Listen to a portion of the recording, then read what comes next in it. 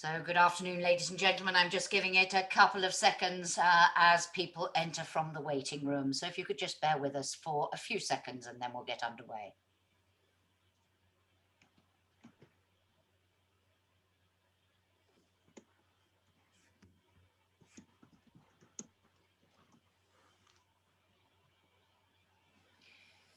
Okay. Good afternoon and a very warm welcome to this post-summit briefing and EPC update, our regular look at the key developments in and around the European Union in the time of the COVID-19 pandemic. My name is Jacki Davis. I'm a senior advisor to the EPC, and with me this week, as always, are Janis Emmanouilidis, Director of Studies at the EPC, and Chief Executive Fabian Zuleeg. And our guest this week, joining us later on to discuss what the EU summit talked about in relation to digitalization, is Andreas Aktoudianakis, who is EPC policy analyst and an expert on the digital agenda. And we're going to focus on two things in this discussion. First of all, the outcome of yesterday and today's EU summit, focusing on the latest development in the response to COVID-19. And then, as I indicated there, we will turn our attention to discussions on the EU's ambitions for what it's calling a digital decade. As always, totally interactive discussion, questions from me, and later on, I hope, from all of you. You are all muted for now. Just a reminder, many of you have attended these calls many times, so you probably know the drill. Click on the raised hands button if you would like to put your question orally. If you prefer to write your question, click on the Q&A button, not the chat button, the Q&A button, and put your question in. But please, please, please be brief so that I can see very quickly what it is you want to ask. If you're having any IT issues, please use the chat button and we will try to help you. So, as I said, we're going to focus on what happened at the virtual summit in relation to COVID-19. And Janis, perhaps I could start with you. I mean, obviously, March, traditionally, this is a summit that usually focuses on economic issues, industrial issues, and so on. This time, inevitably dominated by COVID. What particularly, what for you were the most important things that the leaders focused on? As you said, COVID-19 and the situation, especially with respect to vaccinations, was the thing which was at the center of attention. You know, they even had a Euros summit during that summit during one day. So they managed to do a lot with respect to the agenda, but actually most of the time they were concentrating on the COVID-19 situation. They had one contentious issue, which they had a long discussion about, relating to what to do with 10 million extra doses of the biotech Pfizer vaccine, how to spread that, how to distribute that in among member states. Obviously, there were also other issues related to vaccination, like the certificate, which were on the table. But I think that's what they were really concentrating on, given the fact that this is what is keeping EU leaders awake at night, and not only them. Given that we are in the midst of the third wave in most countries, the B117 variant is making the situation very difficult. Vaccination has progressed, but it is progressing not at the rate which it should have been progressing. So we have severe problems to face, and that's why they were discussing these issues predominantly. And then they even met Joe Biden. So that was the other highlight of that of the video summit. Thank you. Come back to Joe Biden and the significance of that meeting a bit later on. But just on this question of how vaccines are allocated and this argument, as you said, led by the Austrian Chancellor, who seemed to make fellow leaders very cross indeed with his stance. Something rather unusual happened. And forgive me, I don't know if this has happened before. EU leaders often refer things back to the Commission or to ministers for the detailed work. In this case, after a lot of wrangling, they sent it back to co-repair. So as I understand it, they said, no, we stick to the pro rata allocation system, but for this 10 million doses, this specific case, you work out what to do. Why did they do that? Well, let me first, by reasons of fairness, say that it was not only the Austrian and the Austrian Chancellor which is asking for a distribution of these 10 million doses. It's also the Croatian Prime Minister, who had a very strong position on the issue, but also Bulgaria, the Czech Republic, Estonia. So it's not only the Austrians, but it was, at the end of the day, it was Chancellor Kurz who was not only advocating that you need some form of solidarity mechanism with respect to these 10 million vaccines, which I think the other member states agreed to, but he was also saying that Austria needs to get a good proportion of these 10 million extra doses. And if you look into the numbers with respect to Austria indicate that the country is above average compared to the other member states. So it's doing rather well. And then he was also not only asking for more solidarity, he was also complaining, and he was attributing responsibilities. And if you look into the matter in more detail, at the end of the day, it's the country's fault themselves in many ways that they have ended up with less doses than other member states because they decided to go for Astra. It relates to what you decided to buy and Exactly. of the allocation. But why not settle it at EU leader level? Why send it back to your civil servants, and not even to your ministers? I think that the other EU leaders were not ready to give in, and they were not ready to find a compromise on the basis which Kurz was asking for. And then, by the way, not only diverting the issue back to the council, to the ministers, but going to Coreper, as you were saying, is something which is very extraordinary. So it's also a strong sign that they were fed up with the fact that Kurz wanted to have a compromise during the virtual summit. He didn't get it, and then they referred it to Coreper. I think that a solution can be found. And by the way, I think that every member state is aware that you need to show solidarity. And they are ready to show solidarity. It's just a question how you do it and to whom you show solidarity. And if countries like Bulgaria are at the end of the line, obviously they need to be assisted, or Latvia. But if a country which is above average, the case is very limited. Indeed, and Fabian, I mean, this whole point about solidarity, this has been the EU's argument all along for why it was so important to do this together, because otherwise the smaller countries would have lost out more dramatically, and therefore getting this right is important. But I'm wondering whether this decision to send it back not to ministers but to Coreper is also a reflection of just how political some of these discussions get, and they're trying to get away from that, and link that to the discussion on the export ban. So-called export ban, or tighter restrictions on the export of vaccines. To what extent do you, I mean, some people have said the whole argument over vaccines is all politics. It's all just the EU playing politics, the UK side playing politics, etc. How do you read this whole debate about vaccine nationalism and its potential impact on the EU? I think firstly, clearly it is politics because we are talking about a political level decision which has to be taken, which has to be taken also at the highest level. And I think we're seeing that when it comes to these discussions, this is something which always goes back to the heads of state and government because it is so sensitive.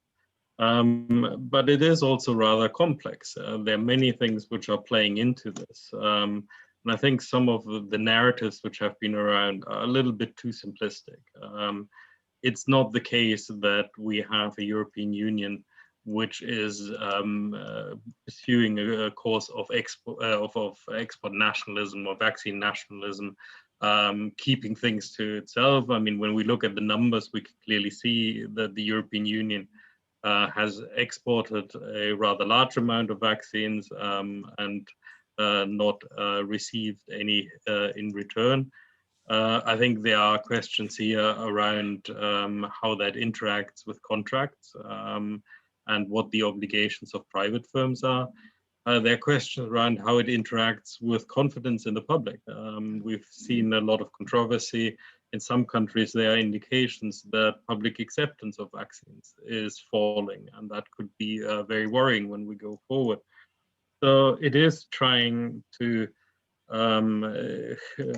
hit a moving target in a sense.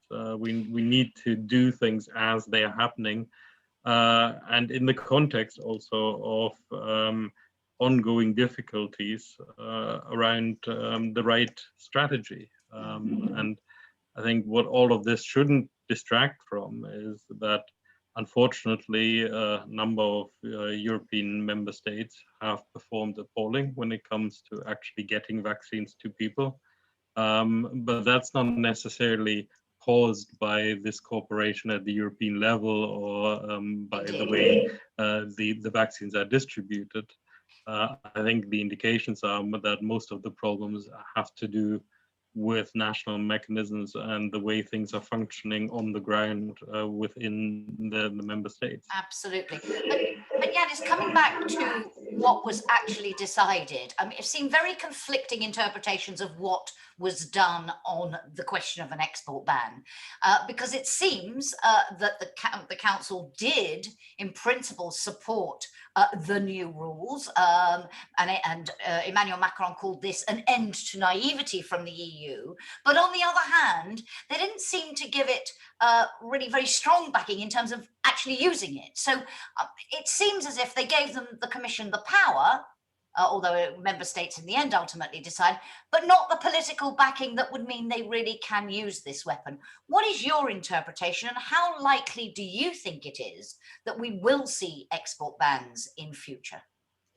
Let me first add something to the previous question you raised with respect to the politics of what happened with respect to this discussions, especially with the Austrian Chancellor.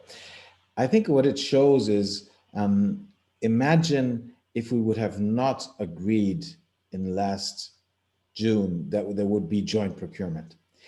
What we now saw at yesterday's video conference and the spat between the EU 27, this would have been multiplied if we would not have joint procurement, if we would have found ourselves last year with everyone going it on his own and some being able to secure vaccines while others would not have been able to secure vaccine. The German Chancellor Merkel said how much that would have put the internal market, the single market, under pressure. I think it would also have had a very devastating political effect on the potential of the EU's 27 to strike deals like they did last year with respect to, for example, Next Generation EU. So there's a lot of politics here. Now, going back to the mechanism and the restrictions, I think there are a couple of things to say here. First, the Commission has added elements to the mechanism, reciprocity and proportionality. There was some annoyance on the part of member states that they did so on the day before the virtual summit, and that they didn't do it afterwards. So there was some annoyance because that did not leave member states enough time to react. I think that what is clear is that this mechanism and the changes to it, the changes are being done in order to make sure that you have more leverage, that you can put more pressure on the pharmaceutical companies, especially on AstraZeneca, but not only, and also to put pressure on other countries, for example, including the UK, but also others who are not exporting. So it has that pressure function. And I think it's not intended to be used, it's more intended as a deterrent. Well, the thing is that there are differences in the Council, as you were indicating. Some member states, including the three biggest ones, France and Italy, plus Germany a bit less, but France and Italy clearly supported by Germany, is saying we might have to use that mechanism. We might need to actually put pressure on others to make sure that they also export and make sure that we receive the doses which have been agreed to with the pharmaceutical companies. Then there are other member states which are worried because they argue that that might disrupt the production process. They're also worried because they have the pharmaceutical companies which are located in their countries themselves. So it's also economic interests. So you have a division within the Council. But in terms of the need to put pressure, I think, and to end naivete, I think there's a nice picture you could use. It's like we want to end playing chess while others are playing rugby. We need to be tougher in this game. And I think there's an agreement that there is a need to be tougher. The key question is, will they actually use it? And your answer is? I think that as things develop, we might get to a point where a signal will have to be given that you're ready to increase the pressure. So they may use it in a couple of instances. I think that they will have to showcase that, because otherwise the threat of using it is not strong enough to actually have the pressure function which they want it to have. Thank you. And Fabian, you wanted to come in here, and can I link this now to the ongoing negotiations between the EU and the UK on this very precise issue going on, expected to go on into the weekend? I mean, the fact may be that the UK is sitting down at the table, that they have dialed down the rhetoric in the last few days, may be a signal that that pressure is already working, and at least bringing them to the table to talk about it. What's your reading of how likely it is to be used, and whether it would be wise to do it? Yeah, I think firstly, I think it's important to note that playing chess can be very useful, and that you also have to have that kind of tactical approach of thinking of where do we want to get to, and is it more important to maintain certain principles, or is it most important to get our hands on the vaccines to make sure that this functions? So I think that's something which needs to be weighed up.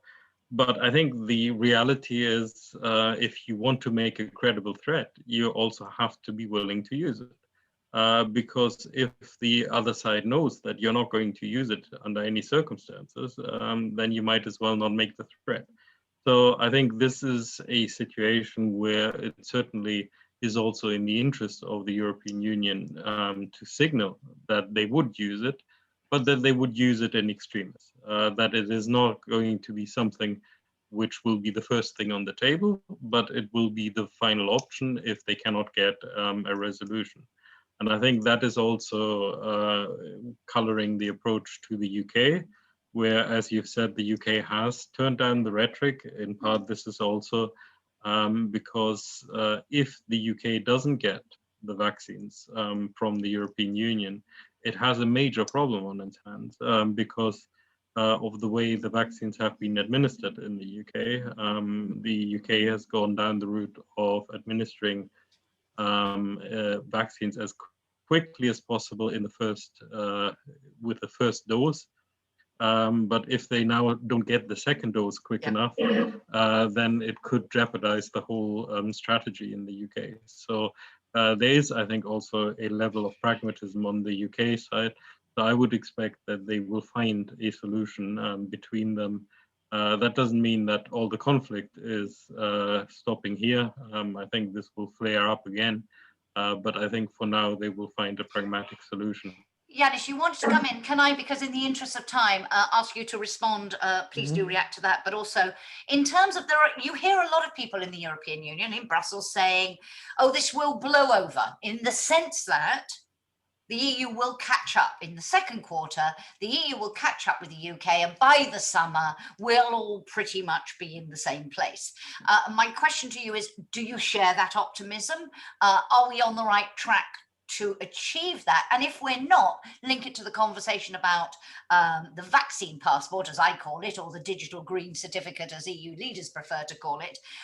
You can't have such a certificate if the majority of the population are not vaccinated, can you? How do those two things work? And was there much discussion, again, of the certificate at this summit? Well, there are three things. First thing is, I think we should not forget that tightening the export restrictions, as the Commission has decided to do, is also very much politics in terms of sending a signal to your own population, sending a signal to all those who believe that the EU has not lived up to the expectations. It is also signaling that governments are ready to do more. So it's also something which helps governments to argue, look, we are now trying to be tougher, make sure that vaccinations will be reaching you. So it's a very strong political signal which is going out here.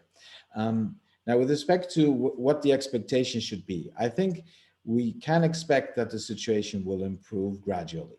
Now, whether we will catch up to those who are the front runners, you mentioned the UK, but there are also others. Will we be able to catch up to where Israel is? Probably not. But I think that there will be a catching up process, that the situation will improve in terms of the numbers of people being vaccinated. There are efforts being undertaken. The numbers which you have in place for the second quarter look better than what we had in the first quarter. There are more production facilities which are opening, where EMA is giving a green light to them. So there are things which are progressing. However, the big question is what the situation will be in 1, 2, 3 months' times in terms of the development with respect to the coronavirus itself. You know, if we would have not had the mutation of B117, we would now be in a different situation. We would be saying that, yes, we are slow, but the numbers are increasing. The numbers of hospitalizations are not as big. The virus is not spreading as much as it did. But it is now spreading even more than it did in the second wave. So there are a lot of question marks still out there. So making a prognosis now of what things will look like is still very, very difficult. Okay. Now, with respect to the digital certificate, well, they didn't have a deep discussion, but at the same time, there is progress. The Commission has come forward with its proposal, which gives some detail and more clarity with respect to what actually the certificate will be about. Also, in the statement of the EU leaders, it says that it's a matter of urgency and that there's a need for and I'm quoting here, an interoperable and non-discriminatory digital certificate. So they're taking up some of the criticism which has been voiced. I think that the experience of the last 12 months has shown that cooperating on such an issue is important. Yes, it will also depend on how many people will be vaccinated, but not only. By the way, it will not only be something which will include those who are vaccinated. It will also include those who have a recent test, those who have gone through COVID-19. So I think it can play a role despite the difficulties which are associated with it. Okay. We'll come back, I hope, if we have time, when we talk about digitalization with Andreas a bit later, to whether the EU has the digital infrastructure. To me, you mentioned the interoperability question. Does it have the digital infrastructure? Is it ready? And I'm thinking there, when you look at contact tracing apps and all of that last year, didn't exactly go as smoothly as was planned.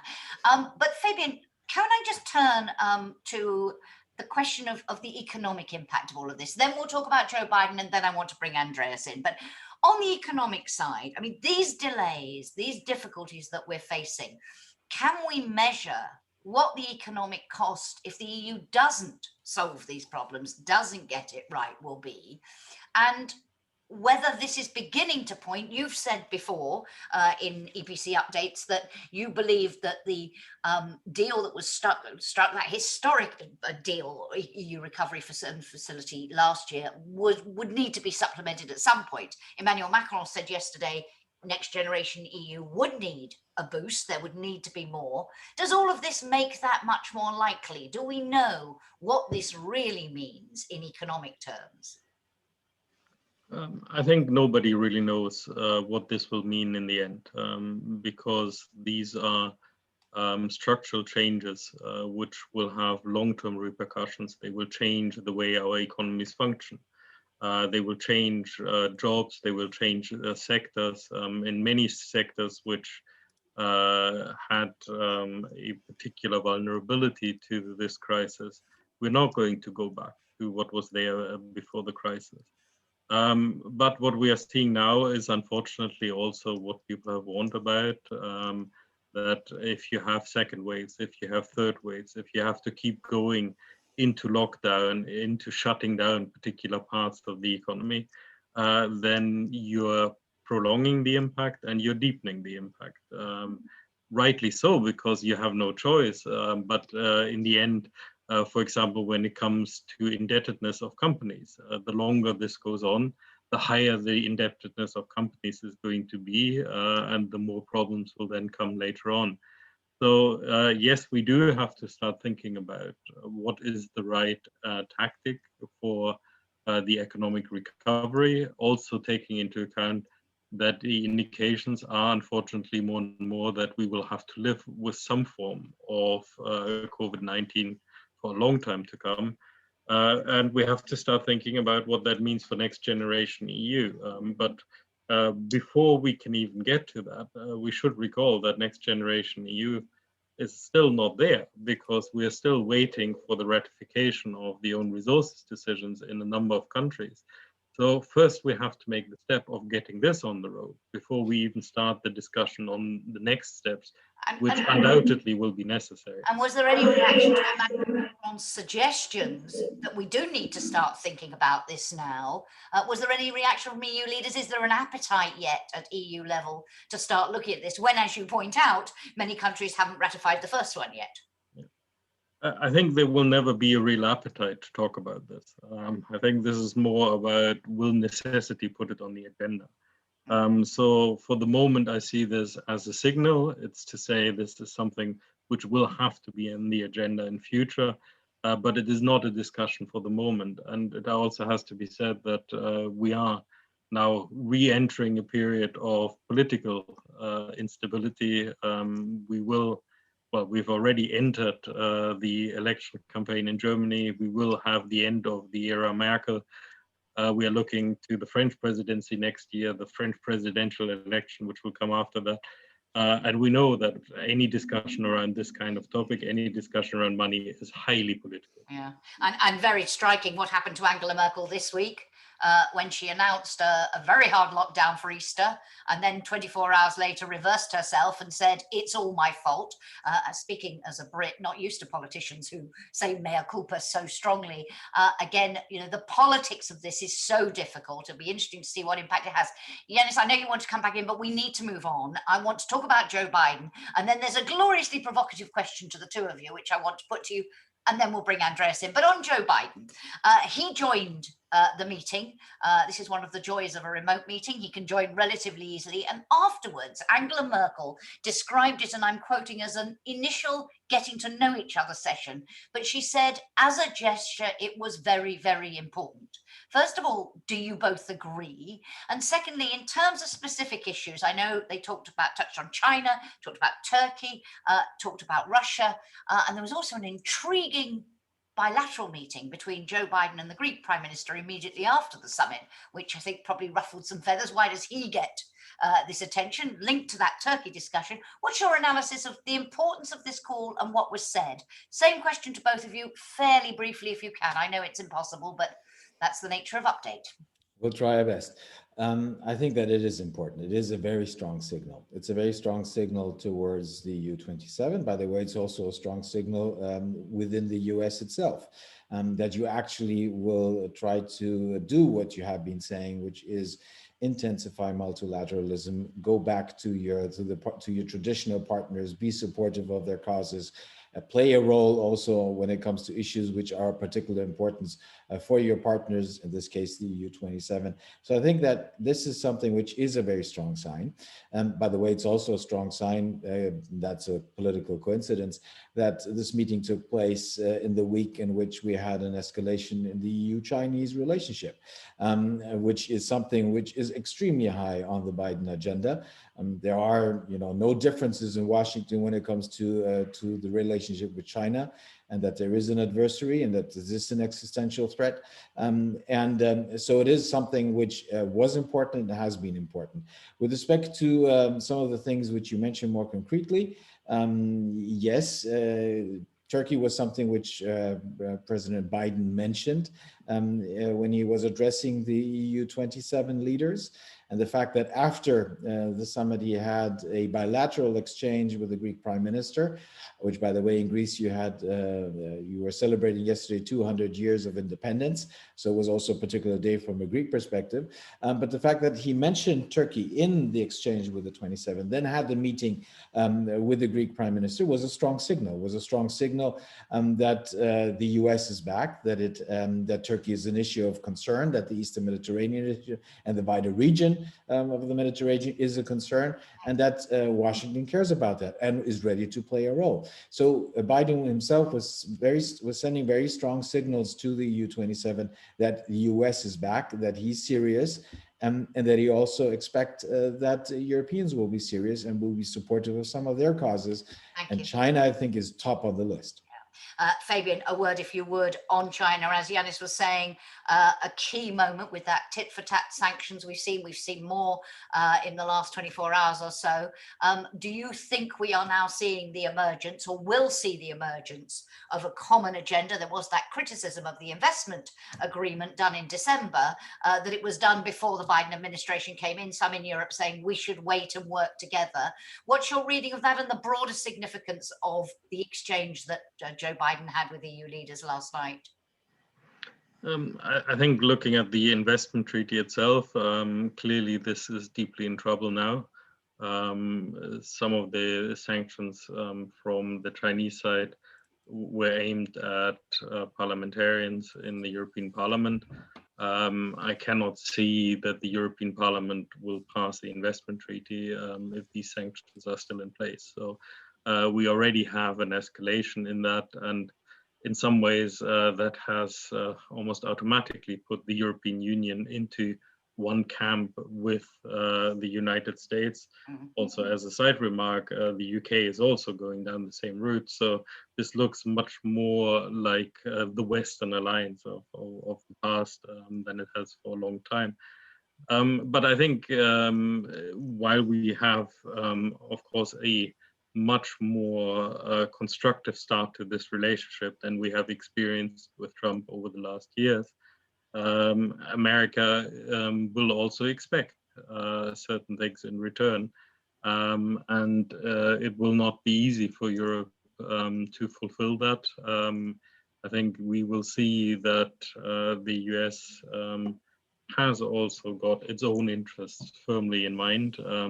So this will be something where we need to see whether the European interests really can stand up, and whether some of the rhetoric we have seen in the past about strategic autonomy, about digital sovereignty, whether that was a genuine direction or whether that was with a particular country in mind. Okay, Janis, you can come back in as long as it's 30 seconds.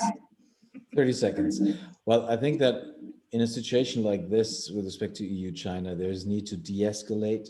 There's a need to keep up communication channels. There's a need to have the dust settle and try to, once you have the dust settled, try to find a different way of interacting with each other. However, I would imagine, or I think that unfortunately, things will not improve quickly. This was a very conscious decision which was taken in Beijing. They were aware that they're responding in a very difficult and a very harsh way to the sanctions which were imposed from the EU side. This is a very conscious effort, and I think that for many reasons, I think it's moving the EU 27 closer together, and it's strengthening the voice of those who have been more critical about China, and the US will do its part in order to make sure that Europe will be on its side. So it doesn't look good.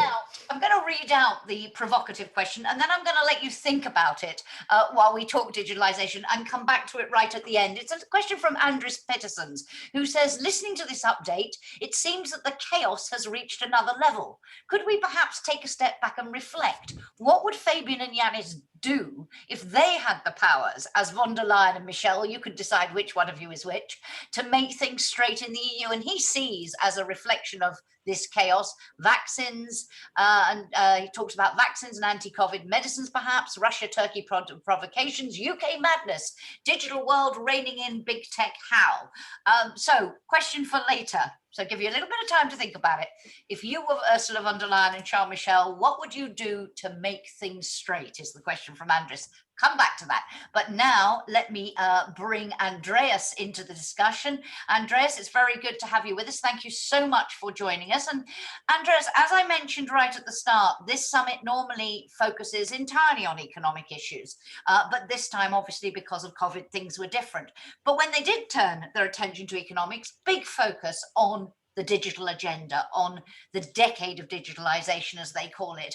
What did they concretely discuss, Andreas? And was this a defining moment, a key sort of landmark moment in the discussion on digitalization, or more of a stock take staging post? I was struck, Charles Michel talked about it being a framework so the EU and member states can focus their efforts and mobilize for years to come. Sounded a bit more in the woolly territory than the concrete decisions. What's your reading of what came out of the discussion? Thank you, Jacki. Great to be here with you today. Well, first of all, it's important to think about how the whole debate on digital sovereignty that the EU Commission has made its mantra since its beginning. This is a debate that came after 4 years under President Trump. So this is something that has conditioned the EU to talk about digital sovereignty. Otherwise, there would be no reason how to link this into the broader direction that it takes. But looking at coming to the summit last night, I think it's very interesting, as you said. We had a couple of weeks ago, on the 9th of March, the Digital Decade announced, which set out very specific goals. Now, a few have criticized these goals that they lack detail, right? So one way of doing this is setting out the goals, but then the big question is, how are you going to go about achieving these goals? Obviously, the timeline is quite large, thinking about 2030, but still, there is a lot of things to do. Now, from what we gathered last night, there was no coherent, there was no detail that was put on the table about how to achieve these things. However, what was important, I think, is the fact that together with the participation of President Biden, this was an opportunity to renew the willingness of both partners to use the digital pillar as a way to bring prosperity and obviously to counter democracy considerations, when it comes to cyber attacks and hybrid attacks. So it was the political signal of where this is on the agenda in the EU, in the US, the transatlantic. For you, that was the important thing rather than details of the digital compass, the 2030 digital compass and so on. It was much more about the political signal this sends. Yes, I mean, indeed, that was maybe if we had to pick something significant from this summit, that would be it, yes. But at the same time, it's extremely important to give detail about how these targets will be achieved and what synergies can be made here with the US. Because frankly, some of these targets are so ambitious and current dependencies on the US when it comes to digital and data infrastructure are very big at the moment. So how can you do away with these dependencies and at the same time become stronger partners? And this comes, I think, back to the point that Fabian was making earlier, that the US has strong interest that they would like to preserve. At this moment in time, around 90% of European data is stored in the US. So will the US be happy to do away with this advantage it has, comparative advantage? I don't know. If I was them, perhaps not. But might be a very nice way in order to start a closer cooperation or setting the standards about how these technologies will develop, and also how can you put democracy and rule of law into these standards from the beginning. And you talked about the lack of detail, criticism that we don't have the detail.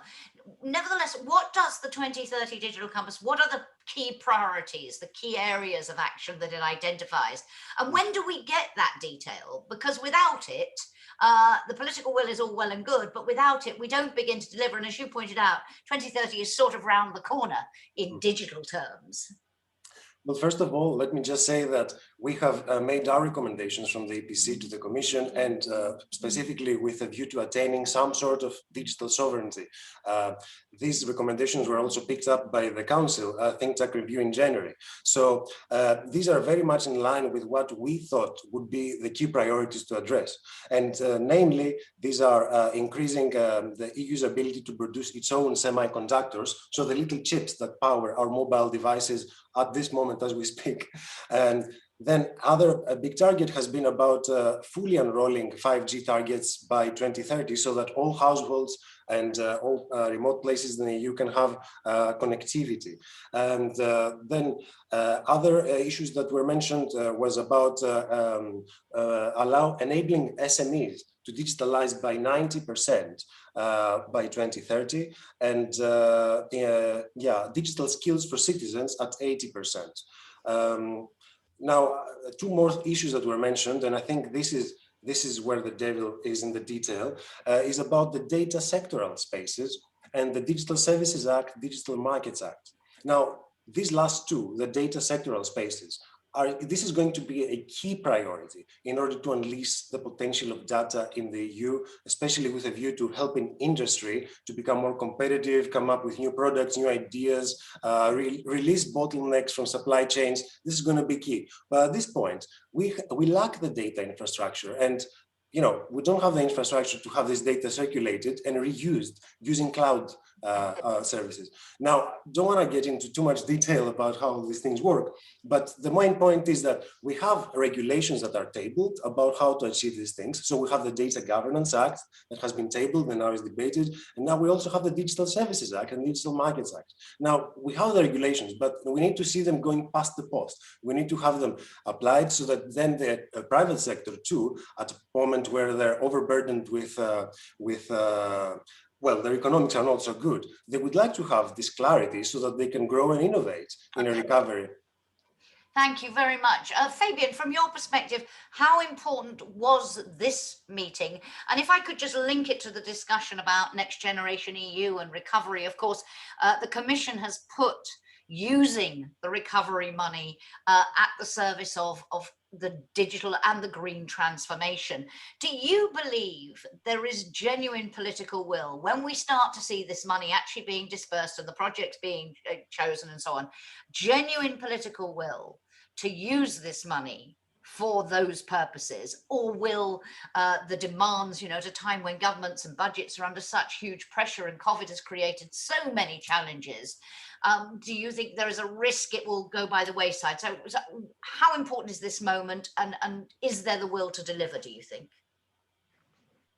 I think firstly, we should recognize that this is a very long debate. Yes, we have the current salience because of what is happening. But when we look back over the last decade, and you can even go back, some people might remember the Lisbon Pledge and what we were trying to achieve in terms of becoming the most competitive knowledge-based economy in the world. So it's going back a long time, and for a long time we have recognized that unless we take action, Europe is in danger of falling behind a technological revolution, which is happening across the globe. So yes, it is very welcome that we are moving forward, that we are recognizing the importance of this. What remains key is that we actually deliver and that we have the action on the ground, which brings us forward, rather than having statements where we have great aspirations, but unfortunately not the delivery of that. But for the Next Generation EU, when we look at the recovery plans, and we've just done some work in EPC, which we're going to be published soon, it actually is rather promising. There's a big focus on the sustainability issue, but also on digital, on new technologies. And what I find particularly encouraging is also that in a number of areas, the link between those two areas is made. Because I think that's also something which shouldn't be forgotten, that digital and green are two things which can go hand in hand. They don't necessarily go hand in hand, but they can go hand in hand, and they can be the driving forces of a recovery which actually makes Europe better prepared for the kind of world we're going to be living in. So overall, I think, yes, we are moving in the right direction. We are recognizing the importance, but in the end, it always comes down to the delivery. Absolutely. Janis, you wanted to come in here. I wasn't aware that Fabian would end the way he ended, so I'll pick up what he said, because he's right. I think that you can see that there is a difference compared to where we had been a year or 2 years ago. There is a difference in terms of using Next Generation use, using the facility in the direction of having a particular focus on the dual transitions. Then the details of what we know with respect to the National Recovery and Resilience Plans, which are still being worked out, so there's a lot of detail missing. But we're seeing that there is an increasing effort to take into account both these transitions, the digital and the green, and also seeing the links between them. I think this is progress. I'm not saying that it will be perfect, but I think compared to what we have been doing in the past, and don't forget, this is also part of the European semester process. It's also part of taking into account country-specific recommendations, things which in the past, we were having a focus on, but only in Brussels. This was nothing which was discussed at the national level. It was of no concern. Now you at least have a discussion, in Italy, you even had a government that was forced to fall because of the national the recovery plan and how it and on what it should focus. There is some momentum, but that momentum needs to be kept up, which means that the Commission needs to look at the national plans very thoroughly and then examining it and also being critical and coming up with ideas of how things can improve. There's also there should be peer pressure. Because actually we want to use that money in order to have productive changes in the respective countries, especially those who are economically lagging behind, while still having in mind the social dimension. So I want to say that there is a certain positive about this. I think with the digital agenda, as is with the green agenda, there will be a major, that's my last point, a major challenge which we will have to face. Once we get over this COVID-19 pandemic, I mean, in terms of having overcome the worst of it, because the effects of it will be with us for a long time, there is a danger that you will have this off moment. Oh, we had so much struggle. This was so difficult. In order to get where we got, we were under severe pressure at the European, at the national level, that we will not have enough momentum to actually deal with these major transformations in front of us. So I think we need to already now think of how we will uphold the pressure once we get out of the worst of the current situation. Okay, thank you. Andreas, I'll give you a chance to react on that point about the link between the recovery money and digital. But let me also read out a question from Paul Christopherson. Does the fact that the EU has proposed a transatlantic technological council, but not a similar bilateral forum on climate, indicate that it will be easier to find a common EU-US agenda on digital than on climate, where the interest of having China on board is more important and Biden's difficulties in Congress are likely to be greater? So a feeling there is more of a push here that is possible than there is on climate. But please also do react on those points about the link with the recovery money. Sure.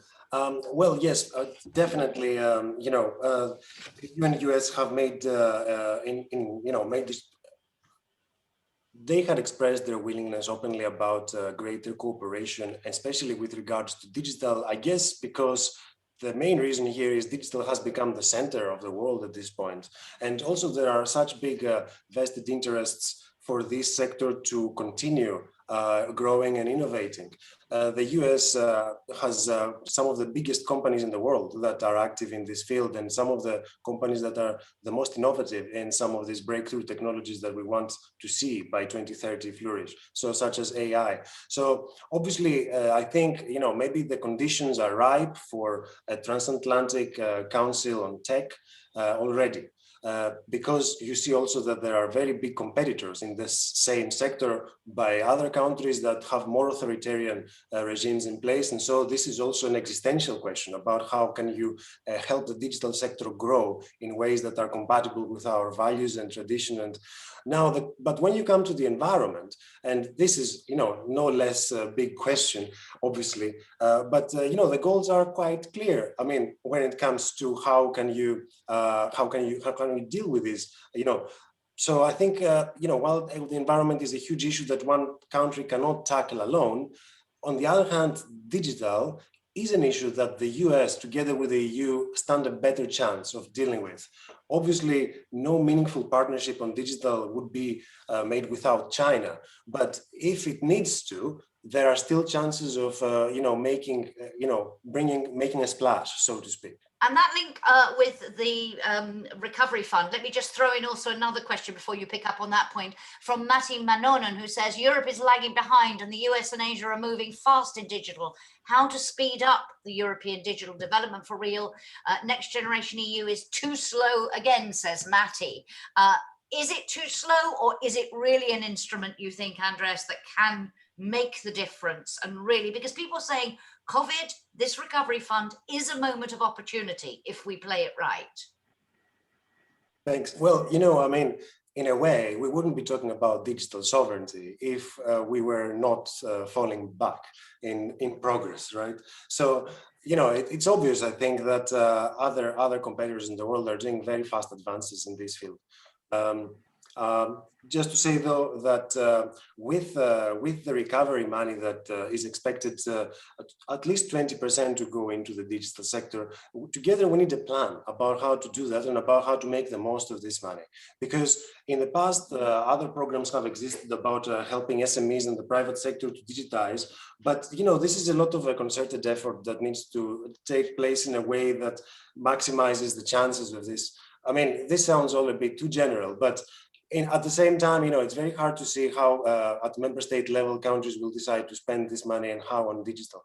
But here, coming back to the digital compass, this is the kind of framework that can help countries to know where to put their money, because you have very clear targets there. And, these are also the areas that lack progress at the moment, comparison to the areas. Interesting to see. We are due to get the national recovery plans by the end of April, the degree to which they are looked at through that prism. Fabian, you wanted to come in, and then I had one more question for Andreas, and then I'd like to ask a couple of wrap-up questions, including that fabulous one from Andreas earlier. But Fabian. There are many elements to this race on digital, and I think, yes, certainly in some areas Europe is clearly behind. In other areas, it is also leading. But the key question here is, what can we do more? And certainly one of the things where we are behind competitors like the US is the implementation of new technologies, not in the companies which are leading in the field, not the tech companies, but in all of our companies. That's one of the key challenges we're having, that the diffusion of these technologies is not as far as it is in other places. So certainly Next Generation EU can help to diffuse this technology. And we shouldn't forget that the current crisis will also help in that sense, because we have now all been forced to do much more online, and that will be persistent as well. But I think I wanted to make one other point, which I think is really important, and we tend to forget that in the current discussion. I would stipulate that, yes, of course, money is important. Investment is important. But the key issue here is going to be private sector investment. It's going to be, what does our private sector put into these new developments, new technologies, digitalization? And that means that we have to pay a lot more attention to the regulatory framework, to the framework conditions, to how we actually organize ourselves, how we set standards. This is going to be far more important, in my view, than the amount of money we're going to spend. That's important too, but it's certainly not the whole story. Thank you very much. Andreas, I don't know whether there was a focus at all on that in the discussions at the summit, but I wanted, just as we have you here and you're the expert on this, to come back on our COVID discussion and the question of the digital green certificates and whether we heard about the progress at the summit, what they were talking about, but will we have the infrastructure? Let's assume this does get through, Parliament's going to fast track it. Let's assume we're in a state with the vaccines where it could be used in some form, because as Janis said, it doesn't just apply to vaccines, it also applies otherwise. Do we have the infrastructure? Will it work? Because I mentioned earlier, contact tracing apps and so on, there's been a lot of cynicism about how well they've worked. There were a lot of teething problems, a lot of issues with them. What's your feeling when it comes to these certificates? Well, the contact tracing apps is a good example to sort of compare where we are and where we were. At the time, there was no way to set up something public or something, at EU level that could provide this service in a reliable way. But the people had, the citizens have had in their hands, phone sets by Samsung or by Apple. So, these was also a way of making short-term solutions work in the short term, making better use of the service that were already in the market. But now it will be harder to maybe setting up something centrally at the EU level about data management and interoperable solutions, that respect data privacy. That's that everybody says that. I mean, there's no way that anyone would disagree with that. But I think what lacks attention at this moment is where the public discourse is heading. Because after so many years of scandals and concerns about data privacy, we're now at the point where citizens were just maybe opt automatically out of any data collecting services. This data collection and data as something that is personal and also has to do with our activity online is now at the top of EU citizens. We see, for example, that 45% of Europeans want to take a more active role in controlling their data, and 13% don't want to share their data at all. So I think, you know, at this point, we've had regulations such as the GDPR that set out clear ways about how to protect people's privacy.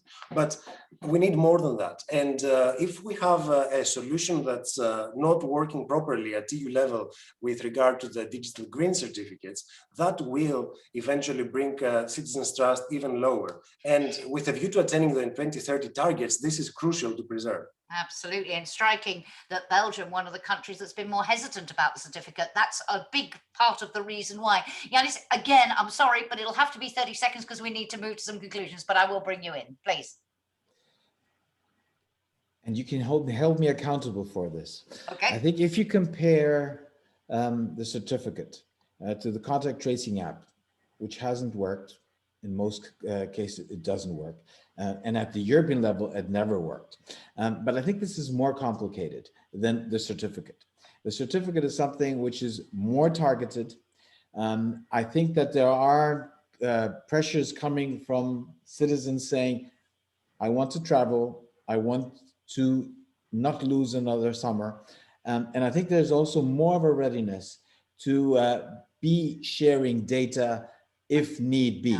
There is a change, a cultural change, and I think that there's pressure. I think that there is an opportunity now to implement this certificate, which can be helpful. And again, it's less complicated than the contact trace app was ever. Also interesting to see the link people make between that and vaccine hesitancy, because people saying if the certificate exists and if it gives you things you can do if you have the vaccine, that might help to overcome some vaccine hesitancy. So in public perception terms, the two things very interlinked. We are almost out of time, but I wanted to ask first to Andreas on the digital and then to Fabian Janis. I want to come back on Andreas's question and ask you a broader question. But Andreas, in terms of where we go from here, and you've talked about, yes, the political will, yes, the signals are very important, but that lack of detail, that lack of knowing where we go. For you, if we are truly going to be able to call this Europe's digital decade,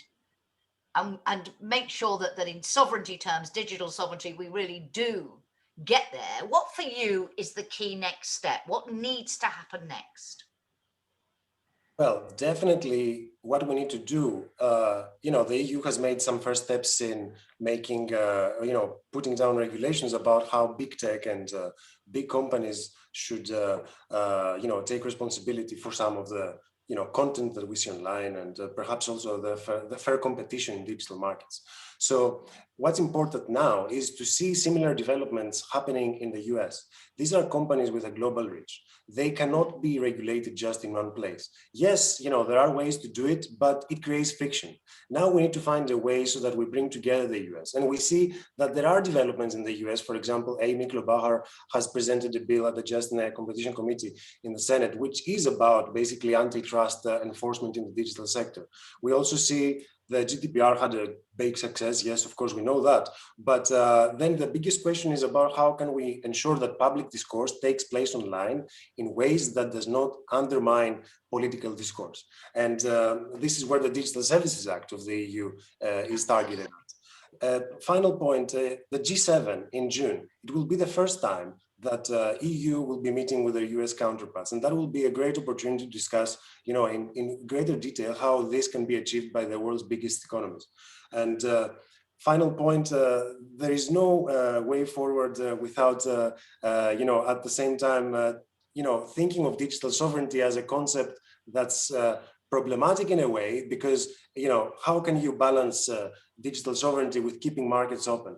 Yeah. But at the same time, you know, it's important for the EU, and I think President Macron did that in the Munich Security Conference last month, that the US needs a stronger partner if it is going to advance and preserve its current interests in the world, but also in the digital sector more specifically. Thank you. And that debate, of course, mirrors the wider debate when the EU talks about open strategic autonomy between the open part of strategic autonomy and the autonomy part.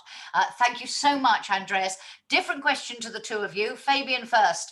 Andreas's question was, what would you do if you had powers as Ursula von der Leyen he says, and I'm going to say, or Charles Michel, to make things straight, as he put it, to rein in the chaos? And really that links to me of, do you think that this summit has contributed to more chaos and confusion, or more unity, more coming together? What is your overall reading? Yeah, I think I'm not sure that I really would want to inflict my leadership on Europe, but I think what is very important is that we have leaders who fulfill certain characters. And I think this is something about credibility, about taking responsibility, about listening to advice, making sure that they actually also take responsibility when things go wrong. I think this is something where we have seen some leaders globally performing better than others.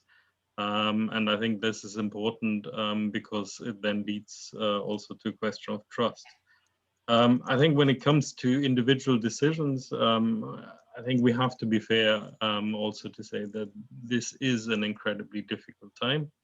And decisions will have to be taken very quickly, often with incomplete information. And it goes back to what we wrote in our piece on the perma-crisis, that we live in a permanent period of crisis. And what we should be thinking about is how we adapt our systems, our decision-making, our mechanisms to intervene to this kind of environment, so that we have a better chance to get things right. And I think what finally is crucially important, and this is a very big challenge, but it is getting the member states on board. And unfortunately, we are still in a situation where many of the decisions are taken at the member state level. So the role for the European leadership has to be to do that shuttle diplomacy, even though you cannot travel around at the moment. Out of time, but I want to give Janis a chance. Also, what would you do if you were one of them? And for you, is it a question, as Fabian was saying there, of the credibility of leadership, etc.? And do you think we are in a better state now, less chaos and confusion, or more after this summit? I don't think that the summit determined as to what the situation looks like.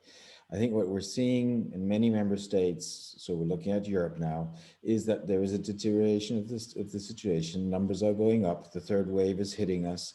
Yes, politics is very often overwhelmed with the task of controlling the situation. We have invested a lot in vaccination. This is at the core of our strategy. Yes, more could be done with respect to testing, with respect to coordinating at European level. You can be very critical, but I think that we're moving in a direction. I think that the situation can improve because vaccinations is something which is a hope, which we all have. So I'm not sure that this summit was determining what the situation overall looks like. Second, let's be frank. If nobody would put Fabian and myself in the position of Nacla and Michel, but if you put yourself in their position, the ability of them as a commission, as the European Council president, are limited, and we all know that because of the competences, because of how complicated things are. So we shouldn't be asking too much from them. At the same time, leadership plays a role. And as concrete as you can be in a certain situation, the better it is. I think the support which the Commission, which Thierry Breton is now doing with respect to making sure that the production capacities in the EU with respect to producing vaccines is increasing is something which actually makes a difference. That's where you can make a difference. And the third and last point, you need to give me 10 seconds. I think what we're still not doing enough is preparing ourselves for the post-COVID-19 moment. We're concentrating on the today, we're concentrating on what we need to do now, which is important, but I think we need to invest much more in preparing ourselves for the post-COVID-19 reality. We are still stuck in the moment. Okay, which we have discussed before, and we will come back to, I am sure, in future updates. Thank you very much, gentlemen. Thank you, Andreas.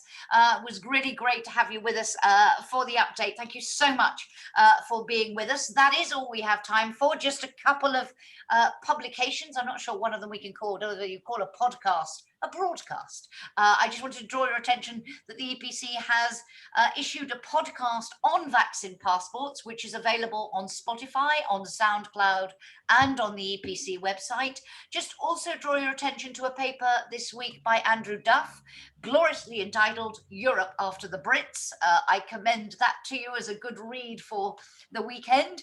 And next week, we will have a follow-up to the EPC paper on the perma crisis. It was mentioned again this afternoon. We discussed it in a previous update, but this time it will focus on recent foreign policy developments. And I'll be back with Fabian and Janis for the next update after the Easter break. So it only remains for me to wish you a very pleasant weekend, a very pleasant Easter, and let's hope for some sunshine and stay safe. Thanks very much, gentlemen. Thank you. Thank you. Thank you.